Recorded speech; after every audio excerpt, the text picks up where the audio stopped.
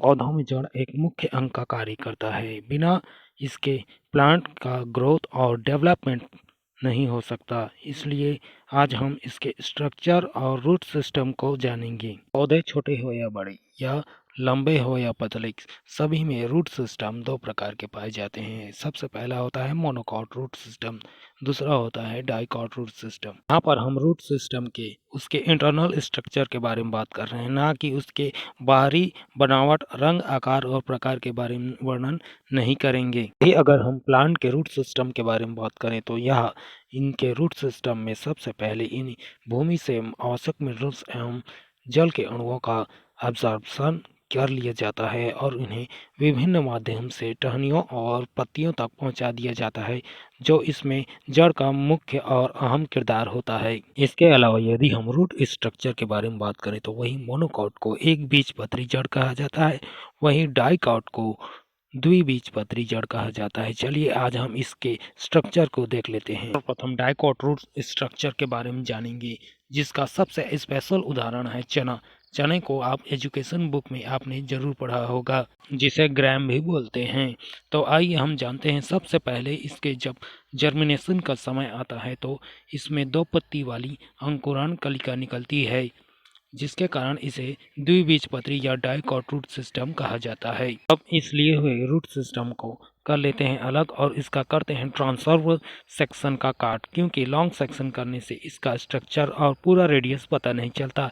इसलिए transfer section का अध्ययन करेंगे हम। इस ट्रांसफर सेक्शन का अध्ययन करने के लिए चलते हैं हमारे माइक्रोस्कोप की ओर, जहां पर हमने पहले से ही एक स्लाइड ली है, जिसमें पहले से रखे हुए रूट के ट्रांसफर सेक्शन का स्लाइड करने के बाद अब हम इसे लेते हैं सेंटर में हमारे माइक्रोस्कोप की ओर, जहां पर हम इसे देखेंगे कैसी है इसकी स्ट्रक्चर और कैसा है यह देखने में। लिए हुए स्लाइड को अब सेंटर में रख के अब अपने माइक्रोस्कोप के लेंस को भी एडजस्ट कर लेते हैं और चलिए आगे बढ़ते हैं माइक्रोस्कोप की ओर, जहां पर देखेंगे कि कैसा रहता है इसका स्ट्रक्चर। माइक्रोस्कोप से देखने से रूट का स्ट्रक्चर कुछ इस प्रकार दिखाई देता है, जैसे सॉफ्ट एंड स्मूथ। इसके स्ट्रक्चर में सबसे पहला लेयर पाया जाता है एपिब्लेमा का, जो एक सीधे क्रम में व्यवस्थित रहते हैं, जिस पर मूल रोम लगा रहता है। मूल रोम का कार्य भूमि से मिनरल्स एवं जल के अणुओं का एब्जॉर्प्शन करके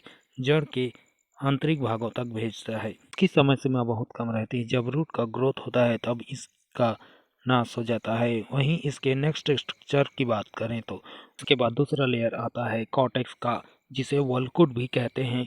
यह बहुभुजीय आकार का और कैम्पेनियल सेल्स का बना होता है। इसमें इंटरसेल्यूलर स्पेस भी पाया जाता है और ये स्टार्च का संग्रहण भी करती हैं। कॉर्टेक्स के बाद आने वाला लेयर होता है एंडोडर्मिस, जो एक कोशीय और ढोलक जैसी कोशिकाओं का बना होता है। यह पेरिसाइकल को चारों तरफ से गोलाकार रूप में बांधे रहता है। इंडोडर्मिस के बाद आने वाला लेयर होता है पेरिसाइकल, जो जस्ट इंडोडर्मिस के नीचे पाया जाता है। यह पूरे वस्क्यूलर बंडल या संवहन पुल को बांधे रखता है। इसके बाद पाए जाने वाला स्ट्रक्चर फ्लोएम का होता है, जो स्क्लेरेंकाइमा जैसे कोशिकाओं का बना होता है। वहीं इसके बाद पाए जाने वाला स्ट्रक्चर मेटाजाइलम और प्रोटोजाइलम होता है। वहीं प्रोटोजाइलम परिधि की ओर और मेटाजाइलम केंद्र की ओर होता है। रूट के केंद्र में पीत पाया जाता है, जो कम रूप से विकसित पाया जाता है मोनोकॉट की तुलना में। इसके बाद दोस्तों हम बढ़ते हैं आगे हमारे नेक्स्ट टारगेट की ओर, जहां पर हम मोनोकॉट या एक बीजपत्री जड़ की स्ट्रक्चर के बारे में जानेंगे।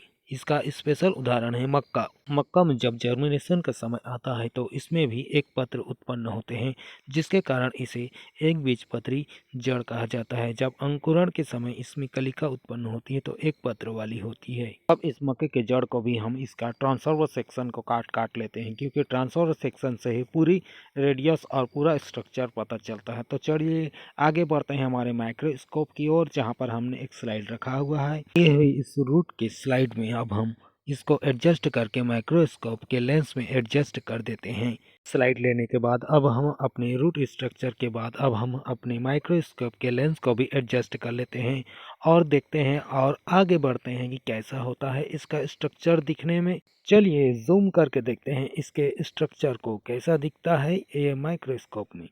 तो माइक्रोस्कोप से देखने के बाद इसका structure just dicot root system जैसा ही होता है। इसमें काफ़ी सिमिलरिटीज़ और समानता होती है। चलिए दोस्तों जूम करके देखते हैं इस स्ट्रक्चर को, जो एक बीजपत्री जड़ या मक्के की जड़ का होता है। तो इसके स्ट्रक्चर में सबसे पहला पाया जाता है एपिब्लेमा, जो फर्स्ट लेयर होता है, जिस पर मूल रोम या रूट हेयर लगे होते हैं।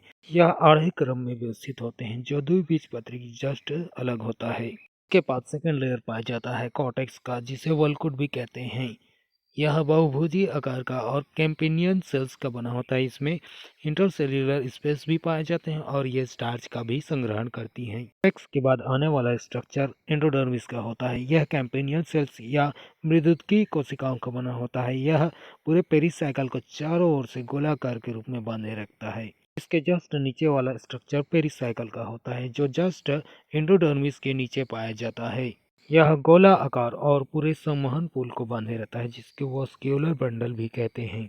इसके वस्क्यूलर बंडल या संवहन पुल की बात करें तो इसमें जाइलम और फ्लोएम मिलकर अर्धक्रम विन्यास में एक दूसरे के व्यवस्थित रहते हैं। यह मिलकर संवहन पुल का निर्माण करते हैं। इसके बाद रूट के सेंट्रल में पाया जाने वाला स्ट्रक्चर पीत कहलाता है। यह पीत चने के जड़ के कंपैरिजन में यह विकसित पाया जाता है।